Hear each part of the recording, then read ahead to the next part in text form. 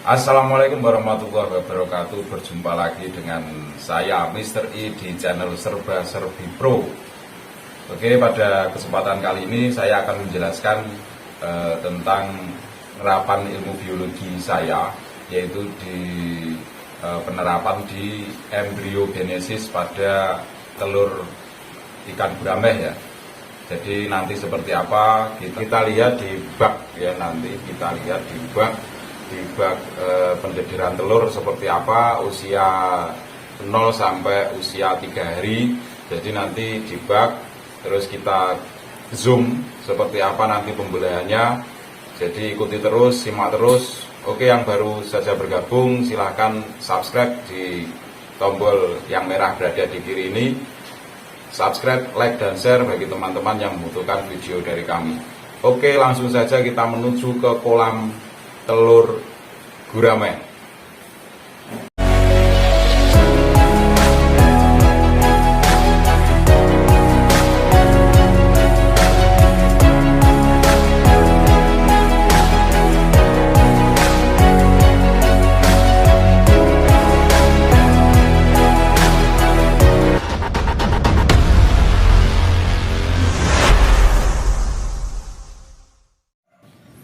Oke teman-teman, ini adalah penampakan telur ikan gurame yang baru saja saya ambil di kolam ya. Jadi kira-kira baru saya ambil di kolam itu sekitar 8 jam yang lalu. Jadi nanti kita lihat secara lebih dekatnya tentang perkembangan embriogenesis ya nanti. Jadi ada beberapa tahap dalam perkembangan ini, nanti bisa kita lihat semua. Kita zoom nanti seperti apa gambarnya telur ikan gurame ya. Jadi perlu diketahui para pecinta ikan gurame semua, itu perkembangan ikan gurame itu dipengaruhi oleh beberapa faktor. Yang pertama adalah faktor pH air yang digunakan untuk pendederan telur ya. Yang kedua adalah suhu. Jadi suhu ini yang sangat berpengaruh biasanya dalam keberhasilan penetasan telur. Jadi kira-kira itu sudah saya uji dengan 3 suhu yang berbeda. Itu saya menggunakan termometer. Jadi termometer untuk air yang pertama saya menggunakan suhu 28 derajat Celcius. Terus kemudian yang kedua saya memakai suhu 30 derajat Celcius. Dan yang ketiga itu saya memakai dengan suhu 32 derajat Celcius. Jadi ketiga suhu tersebut itu dapat mempengaruhi faktor pertumbuhan atau perkembangbiakan pembelahan sel yang berada di telur ikan gurame. Jadi ketika tiga suhu air yang saya sudah praktekkan itu yang paling besar angka kematian itu di suhu 28 derajat Celcius ya, karena airnya terlalu dingin kan mempengaruhi perkembangbiakan sel pembelahan sel ya, mempengaruhi pembelahan sel di situ, kemudian menjadi lambat pembelahannya, akhirnya ikannya banyak telurnya banyak yang bonor atau mati. Terus kemudian yang kedua memakai suhu 30 derajat Celcius. Pada suhu ini tergolong rata-ratanya jadi ikan itu sekitar 80%. Jadi cukup tinggi angka kehidupannya. Terus yang ketiga itu memakai suhu 32 derajat Celcius.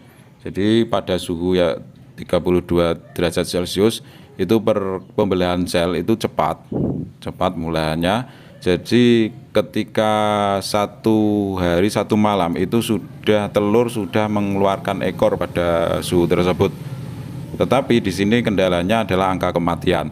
Jadi kalau menggunakan suhu 32 derajat maka metabolisme sel itu tinggi sehingga mempercepat untuk pembelahan sel, mengakibatkan terlalu cepat dan angka kematian itu besar, itu sekitar 50% angka kehidupannya. Jadi di sini dapat disimpulkan itu suhu yang paling tepat untuk pendederan telur ikan gurame itu adalah suhu 30 derajat Celcius. Jadi pada suhu tersebut itu dibilang stabil, sangat stabil ya, karena angka kehidupan di situ sekitar 80%. angka kematian itu 20%. Jadi bisa teman-teman aplikasikan di rumah semua ya, nanti suhu berapa yang pas untuk pendedaran telur ikan gurame. Oke, ini usia sekitar 8 jam setelah saya ambil di kolam. Itu kira-kira bentuk telur ikan gurame itu seperti ini. Kita zoom lebih dekat lagi. Jadi seperti ini bentuk telur ikan gurame itu sudah mengeluarkan ekor ya, bisa dilihat semua itu setelah 8 jam. Ini saya menggunakan suhu air yang 30 derajat Celcius. Itu pada 8 jam sampai 10 jam itu sudah mengeluarkan ekor, bisa dilihat semua ya, seperti itu. Oke, sudah mulai bergerak, bisa kita lihat itu pergerakannya. Nah, di sini sudah melalui proses embriogenesis ya. Nah, berikut ini yang selanjutnya, ini pada besok harinya ya, ini berarti sekitar 24 jam ya. Setelah 24 jam itu penampakannya seperti ini, bisa dilihat semua teman-teman ya. Nah, ini sudah melakukan pergerakan, ekor sudah mulai terbentuk. Nah, ini yang disebut dengan fase organogenesis ya. Nah, di sini fase organogenesis itu adalah fase pembentukan organ. Jadi nanti jantung, paru-paru, insang itu sudah mulai terbentuk, terus ekor juga mulai terbentuk. Jadi seperti itu, bisa dilihat teman-teman semua. Ini adalah telur ikan gurame yang berusia sekitar 24 jam ya. Jadi kemarin sore itu saya ambil dari kolam. Oh, bukan sore ya, pagi. Kemarin pagi jam 8 itu saya ambil di kolam. Terus ini sore jam berapa ya? Jam 5 ya. Sore jam 5, berarti sekitar berapa jam itu. Nah, penampakannya seperti ini, sudah mulai melakukan pergerakan ya. Oke teman-teman, sebelum lanjut saya ingatkan kembali, jangan lupa subscribe dan share juga pengalaman saya ke teman-teman semua, agar nanti video dari saya itu dapat dijadikan referensi untuk perkembangan budidaya ikan gurame ya. Jadi proses perkembangan selanjutnya itu setelah besoknya itu, karena sudah menumpuk minyak berada di bak yang sudah saya ambil kemarin ya. Itu ketika sudah banyak minyaknya di situ, maka airnya menjadi keruh, dan kekeruhan itu mengakibatkan telur-telur gurame itu menjadi mati. Otomatis kalau seperti itu dibiarkan, maka angka kehidupan akan kecil ya. Maka dari itu saya siapkan bak yang satunya, saya isi air yang jernih, dan sudah saya kondisikan suhunya itu sekitar 30 derajat Celcius, agar nanti agar telur gurame itu bisa angka kehidupannya menjadi tinggi. Oke, mulai saya pindah, itu saya menggunakan sendok dengan hati-hati agar tidak cedera ya telurnya, agar tidak cedera. Nanti lecet sedikit saja itu dapat mengakibatkan telur ikan gurame itu menjadi cedera ya. Ya, kecederaan ini biasanya nanti ketika menjadi ikan itu biasanya ada yang modelnya tidak seperti ikan ya, modelnya jelek. Jadi tubuhnya itu melengkung, terus bisa bagian ekor itu tidak ada. Jadi saya lakukan itu sangat hati-hati agar nanti ketika menjadi ikan itu menjadi ikan yang sempurna dan sehat. Jadi kira-kira seperti itu. Ini saya mulai proses pemindahan ikan yang berada di bak yang kemarin saya gunakan untuk memanen telur ikan, itu saya pindahkan di bak yang sudah saya siapkan, bak yang saya isi air itu jernih.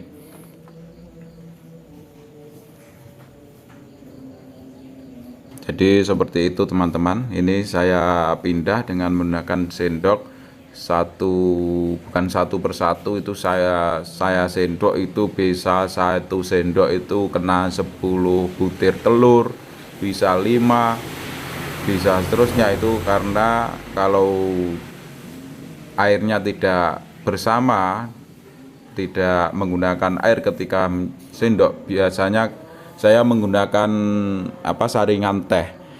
Ketika saya menggunakan saringan teh itu mengakibatkan cedera di telur ikannya, dan kemudian setelah jadi ikan banyak yang buntung ikannya ya, buntung istilahnya ya. Buntung itu ikannya tidak sempurna, mungkin ekornya hilang, mungkin bentuknya itu tidak seperti itu, jadi melengkung, mungkin bagian mulutnya itu pesok dan lain sebagainya. Itu adalah pengalaman saya itu ketika saya menggunakan saringan teh. Beda lagi nanti kalau saya menggunakan sendok seperti ini ya. Nah, biasanya hari pertama itu saya tidak menggunakan sendok, akan tapi menggunakan alat yang digunakan untuk mengambil nasi itu ya, entong bahasanya. Jadi bahasa saya hari pertama itu menggunakan entong. Karena apa? Biasanya kalau hari pertama itu banyak ya, belum yang bonor ya, belum ada yang bonor. Itu saya global, saya gunakan entong itu untuk memindah karena agar dapat banyak. Tapi kalau hari kedua seperti ini saya biasanya menggunakan sendok, karena sambil memilih telur yang bonor yang mana, telur yang bagus yang mana, itu saya pilih. Di sini sendok demi sendok. Jadi memang budidaya ini membutuhkan ketelatenan yang tinggi. Jadi teman-teman kalau ingin sukses atau ingin berhasil itu harus telaten ya. Jadi sendok menyendok seperti ini harus telaten. Jadi seperti itu. Oke teman-teman, saya ingatkan kembali, jangan lupa subscribe dan like juga share-nya, agar nanti teman-teman dan teman-teman yang lain itu tidak ketinggalan informasi dari kami selanjutnya. Tetap di Mr. I di channel Serba Serbi Pro. Oke teman-teman, itu saya yang dapat saya sampaikan. Ada kurang lebihnya saya minta maaf. Wassalamualaikum warahmatullahi wabarakatuh.